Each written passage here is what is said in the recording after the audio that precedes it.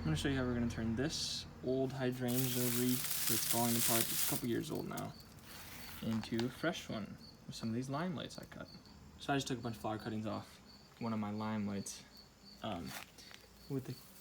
This one's starting to turn pink already. This one's still just like a lime green, but just some nice fall colors. And then I'm going to show you how we're going to attach it to a wreath base. I started by removing all of the old, super dry hydrangeas. I think those might have been Annabelle's. No, those definitely look like limelights. Now I'm going to replace it with all my fresh stuff right on here. I have to start removing some of the leaves, but leaving a stem, and maybe even, see how there's a second bloom there? Separating that if I find that this one is too big. So I find it's easiest to do that with scissors, or if you have really sharp pruning shears. So I just use scissors. I'm gonna remove all the foliage and just leave the flower and a nice stick to attach it with. And then once you cut off the leaves or pluck them off if they're small enough, I'm gonna take this bloom, decide which side I want it to face. This one has just a lot of plain lime, which I already have a bunch of, so I'm gonna try and show off some of this pink to get some contrast. I'm gonna layer it on there so it sits nicely, and then I'm just gonna follow along one direction of the wreath, facing them all the same way. And I'm attaching them to this kind of wreath with just a staple gun. Just like that.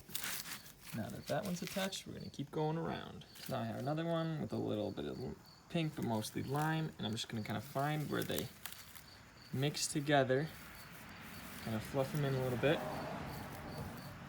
and that's where the next one's gonna go. So we're about halfway through, and you can just see how I'm mixing in the pinks and the greens. Okay, and then putting on the final one here, and you're gonna make sure that this stick slides under your first one, so that the whole thing will just kind of sit in there flush. So here is how that came out. And then you can just kind of squeeze them together a little bit, and anything that sticks out right here, as long as there's some flower between it, you can just trim that with some scissors, and then it will still kind of look full without taking off too much. And then I have a couple of these little ones left that were trimmed, and I'm gonna squeeze those in any little gaps that I might have. Like right in there maybe. And attach those with the staple as well.